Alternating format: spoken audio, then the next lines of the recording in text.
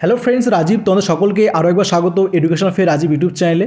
দেখো, আজকে কিন্তু আমরা গ্রামার পার্ট থেকে আরও একটি ক্লাস করব। ক্লাসটি কিন্তু খুবই গুরুত্বপূর্ণ চলেছে এবং তোমরা কিন্তু অবশ্যই ভিডিও শেষে প্রত্যেক কমেন্ট করে জানাবে এই যে 10টা কোশ্চেন আছে, এখান থেকে 10টা কোশ্চেনে কে কটা স্কোর করেছো। ওকে, দেখো প্রত্যেকটা কোশ্চেন কিন্তু আমি তোমাদের কাছে ভালো করে এক্সপ্লেন করবো, আশা করি তোমাদের কোনো সমস্যা থাকবে না। দেখো, ফার্স্ট কোশ্চেন নাম্বার 1 দেখো বলেছে this is dash unique opportunity you must not miss. Okay, দেখো এখানে আমাদের ইউনিক আছে, তাহলে দেখো এই যে এখানে ইউনিক ওয়ার্ডটা আছে, সেই ইউনিক ওয়ার্ডটাতে ইউ লক্ষ্য করো। আমরা প্রত্যেকে জানি আমাদের যদি ভাওয়েল সাউন্ড হয় তাহলে কিন্তু আমাদের অ্যান করতে হয়, এটা আমরা প্রত্যেকে জানি। বিকজ এখানটায় দেখো, কিন্তু এখানটায় দেখো আমাদের যে ইউনিক সাউন্ডটা হচ্ছে সেটা কিন্তু আমাদের কখনো ভাওয়েল সাউন্ডকে রিপ্রেজেন্ট করছে না। এখানটা আমরা কী হচ্ছে বলতো, এটা কনসোনেন্ট সাউন্ড দিচ্ছে আমাদের ইউনিক। ঠিক আছে, ইউনিক একটা কনসোনেন্ট সাউন্ড দিচ্ছে, তাই কিন্তু আমাদের এখানে এ করতে হবে যে this is a unique opportunity you must not miss. Okay, চলো নেক্সট দেখো। নেক্সট আমাদের কোশ্চেন নাম্বার 2 বলেছে দেখো dash reach should help the poor. Okay, তাহলে এখানটা দেখো আমরা দেখতে পাচ্ছি পোর আছে এবং পোরের আগে আমাদের কোনো একটা আর্টিকেল এখানে একটা বসাতে হবে। তাহলে কোন আর্টিকেল হবে কীভাবে আমরা বুঝতে পারবো? দেখো, আমাদের মনে রাখতে হবে যে before an adjective two represent a class of people. তাহলে দেখো আমাদের এখানে রিচ আছে, রিচটা দেখো আমাদের একটি কী করছে, একটা ক্লাস অফ পিপলকে মূলত আমাদের রিপ্রেজেন্ট করছে। আমরা এখানটা দেখি এখানে পোর আছে, তাহলে এই পোর্টটা কী হচ্ছে বলো তো, পোর্টটা কিন্তু একটা ক্লাসকে রিপ্রেজেন্ট, দেখো পোর্টটা কী হচ্ছে দা ইউজ হয়েছে এখান থেকে। তাহলে দেখো এইভাবে কিন্তু আমরা দেখতে পারি, তাহলে আমাদের একটা যেহেতু আমাদের ক্লাস অফ পিপলকে রিপ্রেজেন্ট করছে, তাই কিন্তু আমাদের এখানে তার আগে দা আমাদের এই যে আর্টিকেলটা আছে আমাদের ডিফারেন্ট আর্টিকেল সেটা কিন্তু নিতে হবে। ঠিক আছে, বসাতে হবে। The rich should help the poor, এভাবে কিন্তু হচ্ছে। তোমার ভালো করে বিষয়টা দেখবে যে আর্টিকেলের পার্টটা তোমার পেয়ে যাবে যে আমাদের একটা ক্লাস অফ পিপল, ঠিক আছে, কোনো মনে রাখতে পারো যে আমাদের কমন নাউন, সে সমস্ত ক্ষেত্রে আমাদের কিন্তু আমাদের দাটাকে ইউজ করতে হবে। এটা কিন্তু একটা রুলস, বেসিক রুলস এটা। ঠিক আছে, তো দেখো নেক্সট চলে আসবো আমরা নেক্সট কোশ্চেন নাম্বার 3-তে। দেখো, আজকের আমাদের এই প্র্যাকটিস সেটে যে সমস্ত কোশ্চেনগুলো তোমাদের জন্য রয়েছে খুবই গুরুত্বপূর্ণ কোশ্চেন রয়েছে এবং এসএসসি এসএলএসটি এক্সামে আসার মতো কোশ্চেন, তাই প্রত্যেকটা কোশ্চেনগুলো তোমার ভালো করে দেখবে। তোমাদের কোথাও ডাউট থাকে অবশ্যই কমেন্ট করে জানাবে। দেখো নেক্সট কোশ্চেন নাম্বার 3 রয়েছে। দেখো কোশ্চেন নাম্বার 3-তে তোমরা কিন্তু ভিডিওটা একটু পজ করে নিতে পারো, পজ করে তোমরা এই 4টা অপশন থেকে কোনটা অ্যান্সার হতে পারে তোমরা অবশ্যই একটু কমেন্ট করে জানাবে। দেখো আমাদের নেক্সট কোশ্চেন নাম্বার 3টি বলেছে যে and both as well as not only but also all those are. তাহলে দেখো এখানটাতে আমাদের বেশ কিছু এক্সাম্পল দেওয়া আছে, মূলত আমাদের কিছু কনজাংশন দেওয়া আছে, এগুলো সবগুলো কিন্তু কনজাংশন। ঠিক আছে, এগুলো সবগুলো আমাদের কনজাংশন দেওয়া আছে এবং বলছে এটা কোন কনজাংশন রয়েছে আমাদের। দেখো এখানটাতে আমরা দেখতে পাচ্ছি যে সমস্ত কনজাংশনগুলো দেওয়া রয়েছে আমাদের এক্সাম্পল হিসাবে, আমাদের মনে রাখতে হবে এগুলো কিন্তু আমাদের কোঅর্ডিনেটিভ কনজাংশন। আশা করি তোমরা সকলেই পড়েছো কনজাংশন চ্যাপ্টারটা। কনজাংশন কিন্তু খুবই গুরুত্বপূর্ণ একটা চ্যাপ্টার, তোমাদের একটা গ্রামাটিক্যাল সেকশন থেকে ধরতে গেলে সেখান থেকে কোশ্চেন কিন্তু প্রত্যেকটা এক্সামেই দেখা যায়। তো এখানে দেখো আমাদের মনে রাখতে হবে কোঅর্ডিনেটিভ কনজাংশনে কিন্তু 4টা টাইপ আছে, এগুলো কিন্তু সেই 4টা টাইপ, এগুলো কিন্তু প্রত্যেকটাই আমাদের coordinative conjunction.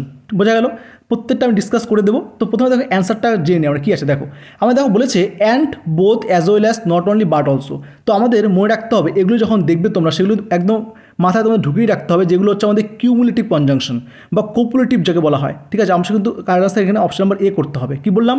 And both as well as not only but also, সবগুলো মাথায় ভালো করে ঢুকিয়ে নাও, এগুলো হচ্ছে আমাদের কোপুলেটিভ বা কুমুলেটিভ কনজাংশন। ঠিক আছে, তাহলে গেল এটা।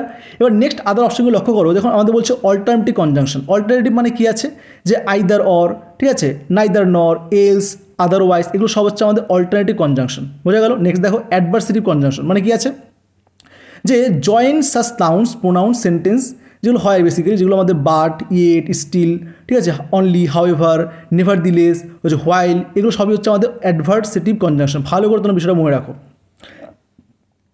তারপর দেখো আরেকটা আমাদের পার্ট রয়েছে আমাদের ইলিটিভ কনজাংশন। এটা কি আছে? মূলত আমাদের মনে রাখতে হবে যে illative conjunction join two action in which one action is result another of action.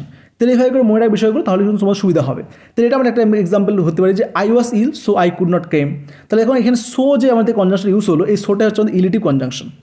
তাহলে এটা কিন্তু রয়েছে আমাদের এই 4টা কনজাংশন টাইপ, যেটা আমাদের কোঅর্ডিনেটিভ কনজাংশন মূলত রয়েছে। বোঝা গেল বিষয়টা? আর একটু ডিসকাস করছি, দেখো একটু রিকপ করে দিচ্ছি আমি আমাদের। দেখো আমাদের যেটা প্রথম রয়েছে কোঅপারেটিভ কনজাংশন, এটা কিন্তু মনে রাখবে যে and both as well as not only but also. Okay, alternative conjunction কোনগুলো বললাম যে either or, neither nor, else আর আদারওয়াইজ হতে পারে। দেখো অ্যাডভার্সেটিভ কনজাংশন কোনগুলো, যে but, yet, still, only, however, এগুলো সব রয়েছে আমাদের adversative conjunction. Illative conjunction so. Clear বিষয়টা? চলো নেক্সট চলে আসবো। দেখো নেক্সট আমাদের কোশ্চেন রয়েছে কোশ্চেন নাম্বার 4। দেখো বলেছে having burned the paper she threw the ashes in the dustbin. Okay, here the underline portion is an. দেখো এখানটাতে আমাদের কোশ্চেনটা আমাদের কিন্তু একটা গুরুত্বপূর্ণ কোশ্চেন রয়েছে এবং এসএসসি এক্সামে আসার মতো কোশ্চেন রয়েছে। এটা দেখো খুবই গুরুত্বপূর্ণ কোশ্চেনটা, তোমরা এক্সট্রা মার্ক দিয়ে রাখতে পারো। তো এখানটা দেখো আমাদের যে আমাদের আন্ডারলাইন পার্টটা আছে সেন্টেন্সের মধ্যে যে হ্যাভিং বার্নড, তাহলে এটা মূলত কী আছে? আমরা দেখো অপশন বলেছে এটা কি প্রেজেন্ট পার্টিসিপল নাকি পাস্ট পার্টিসিপল নাকি আমাদের পারফেক্ট পার্টিসিপল নাকি জিরান। খুবই গুরুত্বপূর্ণ কিন্তু চ্যাপ্টার রয়েছে এটা, তোমাদের এসএসসি এক্সাম আসার মতো জায়গা রয়েছে একদম। তোমাদের কিন্তু প্রত্যেকটা বিষয় ভালো করে দেখতে হবে। আমি বারবার কিন্তু বলছি তোমাদের কিন্তু প্রত্যেকটা বিষয় ভালো করে জানতে হবে, দেখতে হবে। দেখো প্রত্যেকটা বিষয় আমি তোমাদের ডিসকাস করে দেবো। তো এখানটা দেখো আমাদের যে হ্যাভিং বার্নড, এই যে আমাদের এই যে আন্ডারলাইন পার্টটা দেখি, তো এটা মূলত কী করছে দেখো। প্রথমে দেখো আমাদের পার্টিসিপেল, আমরা প্রত্যেকেই জানি পার্টিসিপেল কী রয়েছে, যে being primarily a verb function as an adjective, তাই তো। পার্টিসিপেল মূলত অ্যাডজেক্টিভে কাজ করে থাকে, আর আমাদের যে জিরান্ড আছে, আমাদের জিরান্ড কিন্তু সেটা নাউনের কাজ করে। এটাই মূলত আমাদের এটা বেসিক একটা ডিফারেন্স আমাদের এই পার্টিসিপেল আর হচ্ছে জিরান্ডের মধ্যে। তো এইখানটা দেখো আমাদের যদি প্রেজেন্ট পার্টিসিপেল আমরা দেখি, প্রেজেন্ট পার্টিসিপেল কোনটা, আমাদের মনে রাখতে ভার্ব প্লাস আইএনজি। যদি তোমরা দেখো ভার্ব প্লাস আইএনজি, যেটা আমাদের জিরান ফর্ম দেখতে পারি আমরা ভার্ব প্লাস আইএনজি, সেটা কিন্তু আমাদের মূলত প্রেজেন্ট পার্টিসিপেল হয়ে থাকে। কিন্তু জিরান আর পার্টিসিপেল দুটো আলাদা জিনিস, ভালো করে মনে রাখো বিষয়টা, ঠিক আছে। তাহলে প্রেজেন্ট পার্টিসিপেল কোনটা, আমাদের যখন আমার দেখবে তোমরা ভার্ব প্লাস আইএনজি রয়েছে, সেটা কিন্তু আমাদের জিরান পার্টিসিপেল। তাহলে দেখো এটা কিন্তু গাইডেন্স হচ্ছে না এখান থেকে। ওকে, পাস্ট পার্টিসিপেল কোনটা, আমাদের মনে রাখতে হবে ভার্বের থার্ড ফর্ম, ঠিক আছে। ভার্বের থার্ড ফর্ম হলে সেটা কিন্তু আমাদের পাস্ট পার্টিসিপল হয়ে থাকে। তাহলে এখানে হ্যাভিং দিয়ে করা আছে, হ্যাভিং দিয়ে তো আমাদের এখানটাতে যাচ্ছে না। তারপরে দেখো এটা তাহলে হলো না বিনা অপশনটি। তারপর দেখো পারফেক্ট পার্টিসিপল বলেছে। পারফেক্ট পার্টিসিপল মানে কোনটা, যে হ্যাভিং প্লাস ভার্বের থার্ড ফর্ম। তাহলে এখানে দেখো হ্যাভিং আছে আর ভার্বের থার্ড ফর্ম আছে, তাহলে এটা আমাদের কী হলো, এটা আমাদের পারফেক্ট পার্টিসিপলের একটা এক্সাম্পল রয়েছে। তাহলে বোঝা গেল বিষয়টা। আর জিরান কিন্তু এটা না, ঠিক আছে। জিরান আমাদের মনে রাখতে হবে, জিরান কিন্তু কোনো কাজকে, মূলত কাজের নামটাকে বলা হয়, কাজকে মানে এক্সপ্লেন করে না, বর্ণনা করে না, ঠিক আছে। আর জিরান কিন্তু মূলত নাউনকে কোয়ালিফাই করে, নাউনকে সাথে যুক্ত হয়ে থাকে। কিন্তু এখানে দেখো বার্নড আছে, তাহলে এখানটাতে আমাদের একটা অ্যাডজেক্টিভ হিসেবে কাজ করছে, তাহলে এটা কিন্তু আমাদের পারফেক্ট পার্টিসিপল করতে হবে, যেহেতু হ্যাভিং দিয়ে গেছে আমাদের। তাহলে হ্যাভিংটা কিন্তু মূলত আমাদের মনে রাখতে হবে যে পারফেক্ট পার্টিসিপল।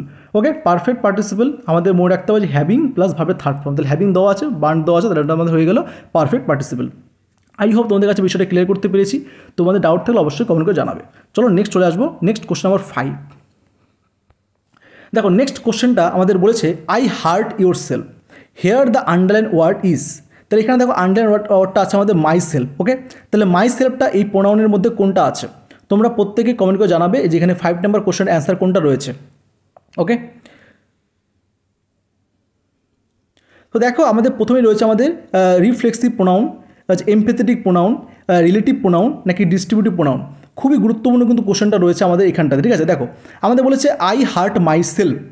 ওকে, তাহলে এখানটা দেখো আই আছে আর হচ্ছে হার্ট আছে আর মাই সেলফ আছে। দেখো এখানটাতে হার্ট করছে, কাকে হার্ট করছে বলো তো, এখানে কিন্তু আইটাকেই কিন্তু মূলত হার্ট করা হচ্ছে, ঠিক আছে।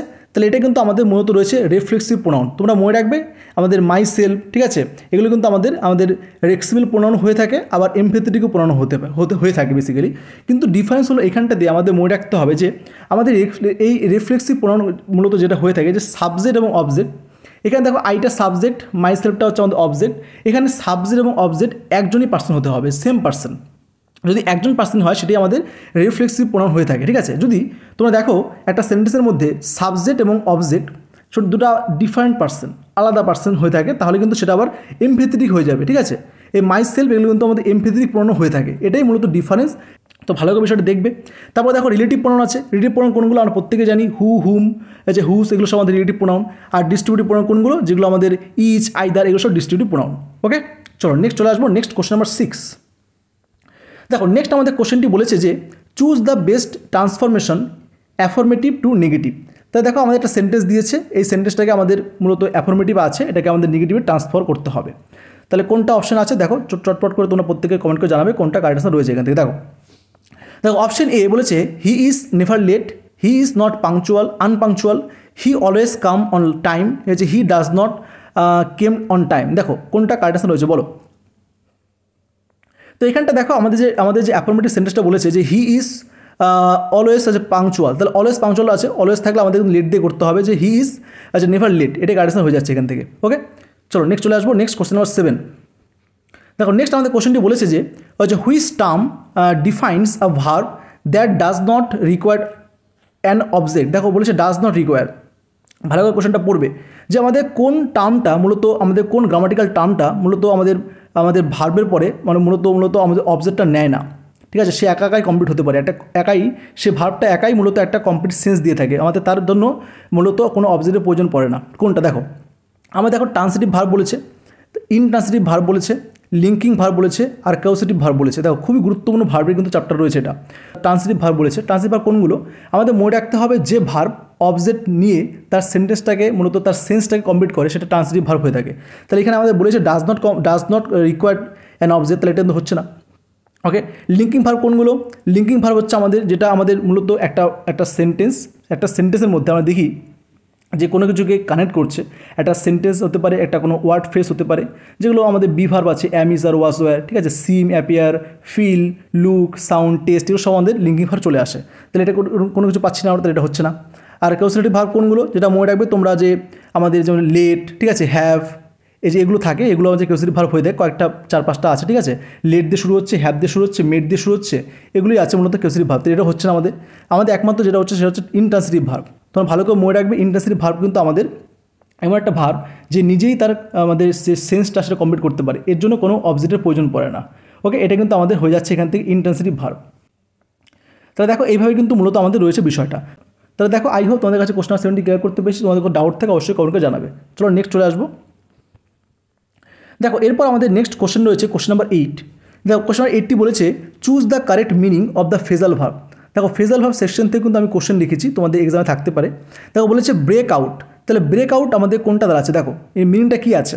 অপশান দেখো বলেছে to stop suddenly, to start suddenly, to destroyed completely, to break into pieces. তাহলে ব্রেক আউট বলেছে। দেখো ব্রেক আউট আমাদের কোনটা হচ্ছে বলো? ব্রেক আউট মানে কিন্তু টু স্টার্ট সাডেনলি। তাহলে কারেক্ট আনসার করতে হবে আমাদের অপশন নাম্বার বি। ওকে, নেক্সট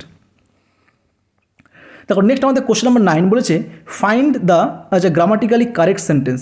4টা অপশান আছে, কোনটা আমাদের কারেক্ট সেন্টেন্স রয়েছে এখানে বলো। তোমরা প্রত্যেকে কিন্তু অবশ্যই একটু কমেন্ট করে জানাবে এই 4টা অপশনের মধ্যে কোনটা কারেক্ট আমাদের গ্রামাটিক্যালি ঠিক আছে আর কি, কোনটা ঠিক আছে। দেখো আমরা ফার্স্টে দেখি, আমরা মনে রাখবো যে আমাদের নাইদার শুরু হচ্ছে, নাইদার কিন্তু নরকে নেবে, তাহলে ঠিক আছে। নাইদার নরকে নিয়েছে, ঠিক আছে। নাইদার অর, তাহলে এটা হচ্ছে না, তাহলে অপশন নাম্বার সি বাতিল হয়ে গেল এখান থেকে। নাইদার নট ঠিক আছে, পরে এম হয় না, আয়ের পরে আর হয় না, আয়ের পরে ইস হয় না, তার আয়ের পরে এম করতে হবে, ঠিক আছে এটা ঠিক আছে। দেখো নাইদার হি নর আই অ্যাম টু ব্লেম, এটা ঠিক আছে। দেখো ঠিক আছে, ফাইন্ড দ্য গ্রামাটিক কারেক্ট, এটা অপশন নাম্বার এটা ঠিক আছে এখান থেকে। নেক্সট চলে আসবো। দেখো এরপর আমাদের নেক্সট কোশ্চেন নাম্বার 10টি বলেছে আইডেন্টিফাই দ্য এরর। বলছে দেখো each of the players have unique style. আমাদের সেন্টেন্সের কোন পার্টে এরর আছে তোমরা প্রত্যেকেই একটু দেখবে এবং দেখে কমেন্ট করে জানাবে সেন্টেন্সের কোন পার্টে এরর আছে। দেখো আমি কিন্তু এর আগেও বলেছিলাম, এর আগেও ক্লাস আমাদের যে হয়েছে আমাদের গ্রামাটিক্যাল সেকশন থেকে, আমি সেখানে বলেছিলাম যে ইচ অফ দিয়ে তোমার সেন্টেন্স থাকলে তোমাদের মনে রাখতে হবে ইচ কিন্তু সবসময় আমাদের একটা পুরাস আমাদের নাউন নেবে। দেখো পুরাল নাউন নিয়েছে, ঠিক আছে, কিন্তু ভার্বটা কিন্তু সবসময় আমাদের সিঙ্গুলার থাকতে হবে, কিন্তু ভার্বটা এখানে দেখো হ্যাভ করা আছে, তাহলে আমাদের এখানে ভার্বটা হ্যাজ করতে হতো, তাহলে সেন্টেন্সের এই পার্টে এরর আছে, তাহলে আমরা কারেক্ট আনসার করে দেবো অপশন নাম্বার সি। বোঝা গেল? দেখো আমাদের মনে রাখতে হবে ইজ কিন্তু সবসময় আমাদের পুরাল নাউন নেবে এবং সিঙ্গুলার ভার্ব নেবে। এটাই মূলত ইসের একটা আমাদের সাবজেক্ট ভার্ব এগ্রিমেন্টের একটা রুল আছে, তাহলে এটা হচ্ছে বিষয়। তাহলে দেখো আজকে কিন্তু আমাদের এই ক্লাসে এই 10টাই কোশ্চেন ছিল। তোমরা কে কত স্কোর করেছো অবশ্যই কমেন্ট করে জানাবে এবং তোমাদের ক্লাসটা কেমন লাগলো ভালো লাগে লাইক করে দিও, ভিডিওটা শেয়ার করে দিও ফ্রেন্ডসদের মধ্যে। চলো আসে এই পর্যন্তই, ভিডিওটি শেষ পর্যন্ত দেখার জন্য অসংখ্য ধন্যবাদ।